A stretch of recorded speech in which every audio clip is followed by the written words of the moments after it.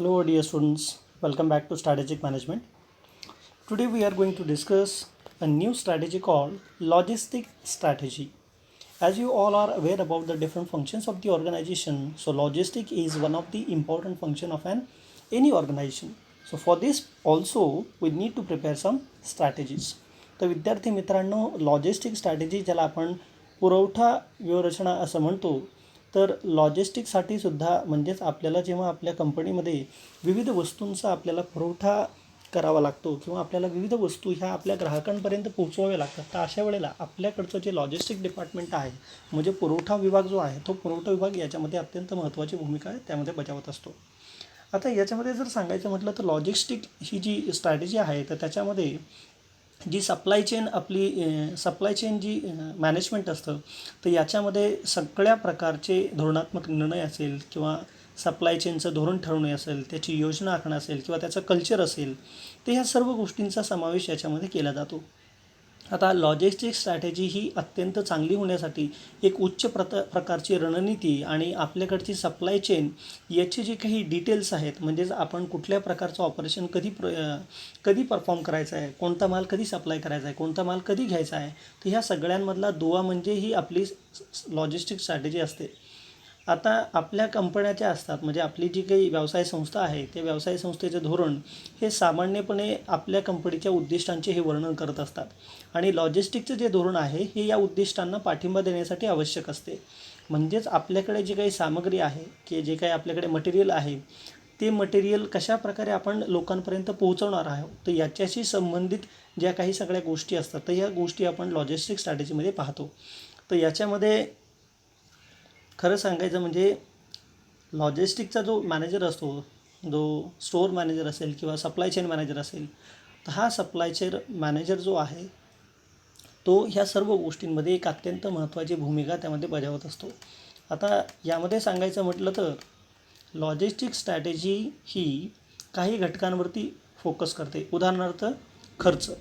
Logistic स्ट्रॅटेजीमुळे काय होतं तर खर्च हा कमी होतो आणि संस्थेला नफा जास्तीत जास्त मिळतो आणि ग्राहकांना देखील वस्तू ही कमीत कमी किमतीमध्ये अवेलेबल होऊन जाते. कारण की जेवढ्या लवकर तुम्ही त्यांना सप्लाय पुरवू शकाल, जेवढ्या जवळच्या स्टोअर्सवरती तुम्ही त्यांना ती वस्तू अवेलेबल करून देऊ शकता, तेवढं तुमचा सप्लाय जेवढा चांगला असेल, सप्लाय चेन तुमची चांगली असेल, तेवढं ग्राहकांना कमीत कमी किमतीमध्ये तुम्ही वस्तू आणि सेवा पुरवू शकता. तसंच याच्यामध्ये आपल्याकडे किती स्टॉक शिल्लक आहे, तसेच आपण कुठल्या वेळेला डिस्ट्रीब्युशन करू शकतो, तसंच त्याचं स्पीड किती कंट्रोल ठेवायचं, ह्या सर्व गोष्टींचा समावेश हा लॉजिस्टिक स्ट्रॅटेजीमध्ये येतो आणि ह्या धोरणामुळे संस्थेला किंवा कंपनीला दीर्घकालीन स्पर्धात्मक फायदा देखील मिळू शकतो.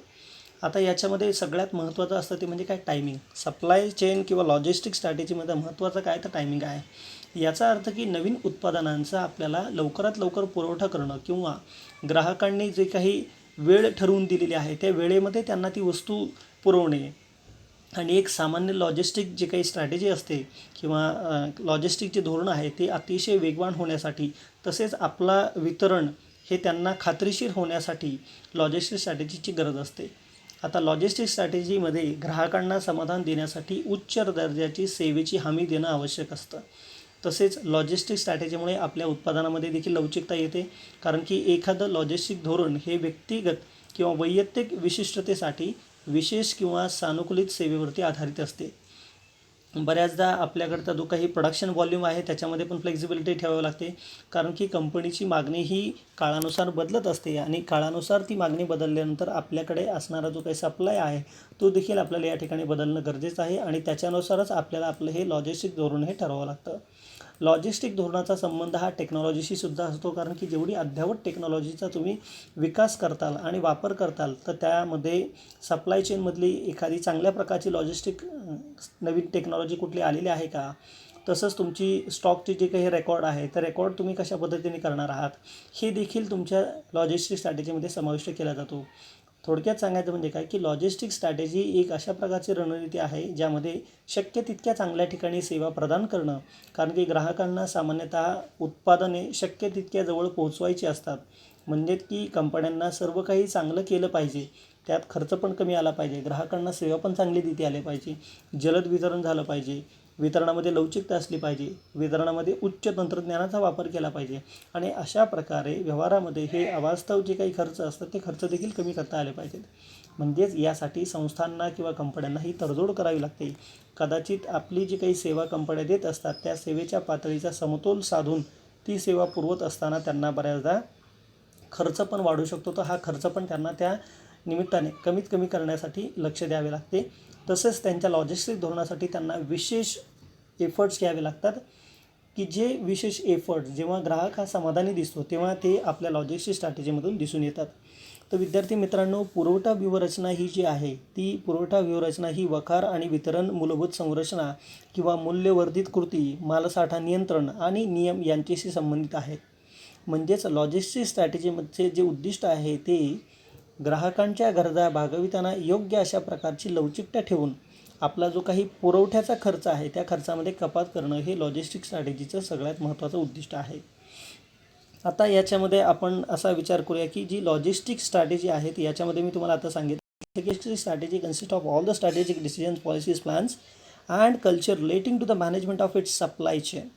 म्हणजेच सप्लाय चेनमध्ये जे काही आवश्यक गोष्टी असणार आहेत त्याच्या संबंधीच्या प्लॅन, पॉलिसीज, कल्चर या सर्वांचा समावेश हा पुरवठा व्यूहरचनेमध्ये होतो.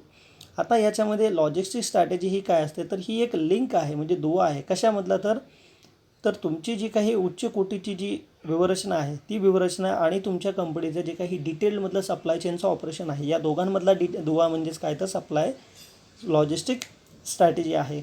म्हणजे जेव्हा बिझनेस किंवा कॉर्पोरेशन्स हे आपली स्ट्रॅटेजी डिस्क्राईब करतात तेव्हा त्या स्ट्रॅटेजीमध्ये कंपनीचं जे काही जनरल उद्दिष्ट आहे, त्यानंतर ते कशाप्रकारे पुरवठा करणार आहे, त्याची व्यूहरचना काय असणार आहे आणि मटेरियलची जेव्हा मुवमेंट होईल तेव्हा ती मटेरियलची मुवमेंट करत असताना आपलं उद्दिष्ट समोर ठेवून त्या मटेरियलची मुवमेंट केली जाईल हे लॉजिस्टिक स्ट्रॅटेजीमध्ये आपण अभ्यासतो. आता आपण लॉजिस्टिक स्ट्रॅटेजी तयार करत असताना काही पॉईंट्स आपण विचारात घेतले पाहिजेत. त्यातला सगळ्यात पहिला पॉईंट आहे ते म्हणजे काय तर आपल्याला इथे ऑर्गनायझेशनल ऑब्जेक्टिव्स हे डिसाईड करावे लागतात. म्हणजेच लॉजिस्टिक स्ट्रॅटेजी जेव्हा आपण तयार करतो तेव्हा लॉजिस्टिक स्ट्रॅटेजी तयार करत असताना आपल्याला त्यामध्ये सगळ्यात महत्त्वाचं म्हणजे आपल्याला आपल्या कंपनीची व्यूहरचनात्मक उद्दिष्ट ठरवणे आहे. कारण की कोणतीही संस्था गुंतवणूक करण्यासाठी टॅक्सचा त्याच्यावरती काय इम्पॅक्ट होणार आहे ह्या सर्व गोष्टींचा विचार करूनच एक उत्कृष्ट प्रकारची गुंतवणूक त्यामध्ये असणार आहे किंवा नाही हे ठरवत असते. कारण की कंपनीच्या समोर गुंतवणुकीचे अनेक पर्याय असतात, त्या पर्यायांचं मूल्यमापन केलं जातं आणि त्यानंतरच कंपनी योग्य अशा ठिकाणी गुंतवणूक करत असते. त्यानंतर कंपनी त्यांचा अहवाल देण्यासाठी जो काही लेखापरीक्षक म्हणजे चार्टर्ड अकाउंटंट असतो त्या चार्टर्ड अकाउंटंटकडून एखादा सगळ्यात चांगला मार्क ते शोधून काढत असतात. त्याचप्रमाणे लॉजिस्टिक स्ट्रॅटेजी ही जी आहे ती आपल्या व्यवसायाला एक पूरक अशी आहे किंवा नाही हे देखील ठरवलं जातं. उदाहरणार्थ एखादा जर फर्निचरचा किरकोळ विक्रेता आहे जो बाजारपेठेतील कमी खर्च फर्निचर विभागामध्ये जे काही स्पर्धा करत आहे तर त्याला त्याचे ग्राहक सेवेत काय अपेक्षा करतात, ते त्याच्या साठ्यात आहे काय, त्याची त्वरित डिलिव्हरी होऊ शकते का इत्यादी बाबतीत त्याने तपासून पाहणे आवश्यक आहे. म्हणजेच की ऑर्गनायझेशनल स्ट्रॅटेजी ठरवत असताना सगळ्यात महत्त्वाचं काय की जे व्यक्ती सप्लाय चेन स्ट्रॅटेजी किंवा लॉजिस्टिक स्ट्रॅटेजी डिसाईड करणार आहे तेव्हा लॉजिस्टिक स्ट्रॅटेजी डिसाईड करताना त्याचं उद्दिष्ट काय आहे. म्हणजेच त्याच्याकडे येणारा जो ग्राहक आहे त्या ग्राहकाने जी वस्तू मागितली ती वस्तू त्याच्याकडे स्टोअरमध्ये शिल्लक आहे का. जर त्याने ती वस्तू तुम्हाला मागवायला सांगितली तर तुम्ही ती त्या वेळेमध्ये आणून देऊ शकता का. ह्या सर्व गोष्टींचा समावेश हा ऑर्गनायझेशनल स्ट्रॅटेजिक ऑब्जेक्टिव्हमध्ये होत असतो. दुसरं महत्त्वाचं उदाहरण म्हणजे कॉम्पिटिटिव्ह स्ट्रॅटेजिक ॲनालिसिस, ज्याला आपण म्हणतो स्पर्धेचे व्यूहरचनात्मक विश्लेषण. आता कंपनीच्या स्पर्धक हे त्यांच्या ग्राहकांना देत असलेल्या सेवांच्या स्तराकडे पाहणं हे अतिशय फायद्याचं असतं. कारण की त्यासाठी ग्राहक सेवा अंकेक्षण करणं हे देखील आपल्याला योग्य ठरेल. आणि हे जे ऑडिट आहे म्हणजेच की कन्झ्युमर सर्व्हिस ऑडिट हे जे ऑडिट आहे ते कोणत्या पातळीवरील सेवा कार्यक्षमता अपेक्षित करतात आणि त्याची चालू स्थितीत काय कामगिरी आहे हे आपल्याला कन्झ्युमर सर्व्हिस ऑडिटमधून दिसून येतं. त्यानंतर जर त्याच्यामध्ये काही तफावत असेल तर त्याचं एक एक्सप्लेनेशन केलं जातं आणि आपल्याला जी अपेक्षित कामगिरी आणि प्रत्यक्षामध्ये जी कामगिरी आवश्यक आहे याच्यामध्ये जर तफावत दिसत असेल तर आपल्याला कोणता बदल त्याच्यामध्ये करायचा हे आपल्याला दिसून येतं. म्हणजेच की लॉजिस्टिक स्ट्रॅटेजीमध्ये सगळ्यात महत्त्वाचा जो एलिमेंट असतो तो एलिमेंट म्हणजे काय की कस्टमर सर्व्हिस. तर मला वाटतं की लॉजिस्टिक स्ट्रॅटेजीमध्ये जेव्हा आपल्याला कॉम्पिटिटिव्ह ॲडव्हान्टेज ॲनालिसिस करायचं आहे तेव्हा आपण पुरवत असलेल्या सेवा यांचं आपण एक ऑडिट करून घ्यायला पाहिजे, ज्या ऑडिटच्या माध्यमातून आपण अशा प्रकारच्या निष्कर्षावरती येतो की आपण सध्या पुरवत असलेल्या सेवांनी ग्राहक समाधानी आहे काय, आणि जर नसेल तर त्याची कोणती कारणं आहेत, आणि त्या कारणांवरती आपण विचार करून ती कारणं आपण कशा प्रकारे कमी करू शकू आणि ग्राहकांच्या गरजा जास्तीत जास्त पूर्ण करू शकू. तर याच्यासाठी आपल्याला स्ट्रॅटेजिक कॉम्पिटिटिव्ह ॲनालिसिस करण्याची गरज आहे.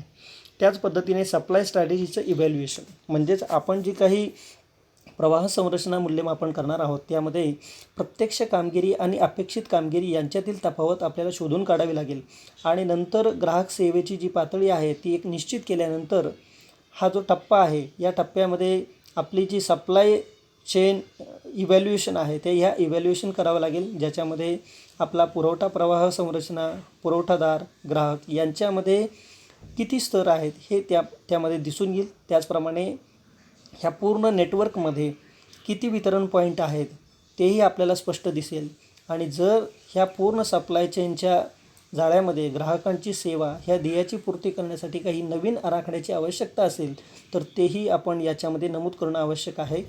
जसं की उदाहरणार्थ एखाद्या फर्निचरचा जो किरकोळ विक्रेता आहे त्या विक्रेत्याला असं वाटतं की त्याच्या ग्राहकाला लगेच दुसऱ्या दिवशी वस्तू पुरवायची असेल तर त्याला त्याच्या मुख्य बाजारपेठ भागामध्ये विभागीय वखारी ठेवण्याबद्दलचा विचार करावा लागेल. आता ह्याच्या सिम्पल एक उदाहरण सांगायचं म्हणजे काय, तर सप्लाय स्ट्रॅटेजीचं इव्हॅल्युएशन करणं म्हणजे काय, तर तुम्हाला मी मगाशी जसं सांगितलं की प्रत्येक कंपनी ही आपल्या ग्राहकाला लवकरात लवकर सेवा कशी मिळेल याचा विचार करत असते, आणि याचा विचार करत असताना स्ट्रॅटेजिक इव्हॅल्युएशनमध्ये आपण हे पाहणं गरजेचं आहे की जेव्हा आपल्याकडे आपण एक लॉजिस्टिक आपल्या वस्तूंचं किंवा सेवेंचं करण्याचा विचार करतो किंवा वस्तू आणि सेवा पुरवण्याचा विचार करतो, तेव्हा हे विचार करत असताना त्याच्यामध्ये आपण किती स्टेप्स ठेवणार आहोत. म्हणजेच की manufacturer to wholesaler, wholesaler to retailer, retailer to customer आहे का, मॅन्युफॅक्चरर टू रिटेलर आहे मग कस्टमर आहे का, directly factory outlet to customer आहे. म्हणजेच आपण किती चॅनल्स ऑफ डिस्ट्रीब्युशन वापरणार आहोत. तसंच हे चॅनल्स ऑफ डिस्ट्रीब्युशन कोणत्या कोणत्या ठिकाणी अवेलेबल असतील. म्हणजे जर एखाद्या ग्राहकाने एखादी वस्तू तुमच्याकडे नसेल आणि जर त्याला ती वस्तू हवी असेल तर तुम्हाला ती वस्तू मेन जे काही तुमचं स्टोअर आहे त्या स्टोअरमधून तुम्हाला मागवावी लागेल.